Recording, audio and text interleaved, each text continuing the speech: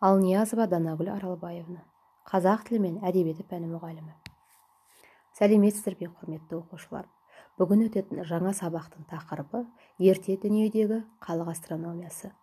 Сабаққа берілген оқу мақсаты мәтіндегі негізгі және қосымша ақпаратты түсіну, анықтау. Төлі сөз, төлеу сөз, автор сөздің тыныс белгілерін дұрыс қолдану. Ендеше балалар, жаңа тақырыпқа кіріспес бұрын тақырыптық теннис әдісі арқылы берілген сұрақтарға жауап береміз. Астрономия деген қандай ғылым саласы? Аспан денелері туралы қандай мәліметтер білесіңдер? Орта Азиядан шыққан аспан әлемін зерттеген қандай ұлы тұлғаларды білесіздер? Бірінші тапсырма. Мәтінді оқып, негізгі және қосымша ақпаратты анықтаңыздар. Арғы бабаларымыз аспан денелерін зерттеп, аса құнды еңбектер жазған. Орта Азияның ұлы астрономдары қатарына Әбу Насыр әл-Фарабиді, Әбу Райхан әл-Бируниді, Омар Хайямды, Мұхаммед Тарағай Ұлықбекті жатқызамыз. Әл-Фарабидің мол рухани қазынасының ішінде астрономияға қатысты еңбектері де көп.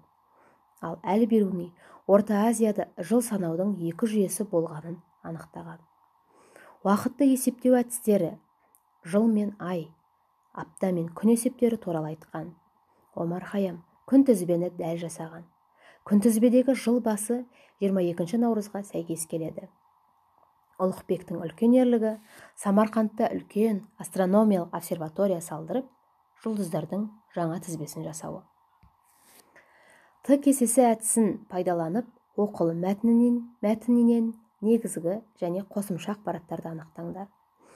Кестенің алғашқы бөліміне оқылы мәтінінен негізгі ақпараттарды жазамыз, ал келесі бөліміне қосымша ақпараттарды жазамыз. Осы тапсырмаға берілген дескриптор мәтіндегі негізгі және қосымша ақпараттарды анықтайды. Қалыптастырушы бағалау, бір ұсыныс, бір тілек әдісі. Оқушылар, төлі сөз, төлеу сөз деген ұғымды естулеріңіз бар ма? Ендеше, сөйлеуші тек өзі ғана сөйлей бермей, өз сөзінің ішінде басқа біреудің айтқанын, сөйлеген сөзін келтіреді. Біреудің сөзі екі түрлі жолмен беріледі. Біріншіден, ешбір өзгеріссіз дәл сол айтылған күйінде жеткізілуі төл сөз деп аталады. Мысалы, еңбек түбі береке дейді халық. Екіншіден, сөйлеуші тарапынан өзгеріске ұшырап, тек мазмұнын сақтап жеткізу төлеу сөз деп аталады. Мысалы, халық еңбектің түбі береке екенін айтқан. Екінші тапсырма. Прожектор әдісін қолдана отырып, мәтіндегі төл сөздерді төлеу сөз түрінде жазыңдар. Жыл санаудың күнтізбелік жүйесі бұдан 5-6 мың жыл бұрын ежелгі шығыс елдерінде пайда болған, деді Күләш. Әли, ежелгі Вавилонда айдың қозғалу ерекшелігіне негізделген күнтізбе жасалған. Ол ай күнтізбесі деп аталған, деп жалғастырды. Олар аспан денелерінің қозғалысын бақылап, жылына 2 рет күн мен түннің теңесетінін білді, деп жарқынай да өз ойын ортаға салды. Күн мен түннің көктемдегі 2 рет теңесуінің арасы 1 жыл деп саналады. Оның ұзақтығы 365 тәулікке тең. Осылайша жыл санау жүйесі дүниеге келді, деп қорытындылады Әлшер. Осы тапсырмаға сәйкес дескриптор төлі сөзді төлеу сөзге айналдырады. Төлі сөз, төлеу сөз, автор сөзінің тыныс белгілерін дұрыс қояды. Қалыптастырушы бағалау 3Q әдісі. Келесі тапсырма. Бақ материалдарын пайдаланып, сағат және оның түрлері туралы телебағдарлама сценарийін жазыңдар.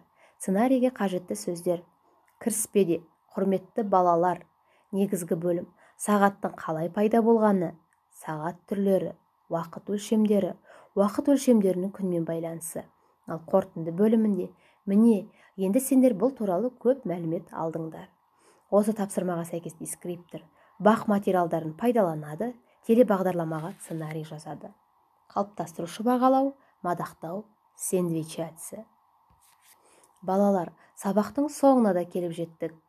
Бүгінгі сабақтан алған білімімізді қорытындылау үшін 3Q әдісіне кезек береміз.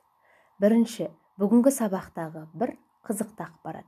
Екінші, бүгінгі сабақтағы бір құнды ақпарат. Бүгінгі сабақтағы бір қиын ақпарат. Үйге берілетін тапсырма: ата-аналарыңның көмегімен немесе энциклопедияларды пайдаланып, ертедегі халықтық ұғымдағы тәулік мезгілдерін ретімен жазыңдар. Оларға түсінік беріңдер. Үлгі: ақшам қараңғы түсе бастаған кез. Сау болыңдар балалар. Келесі кездескенше күн жақсы болсын.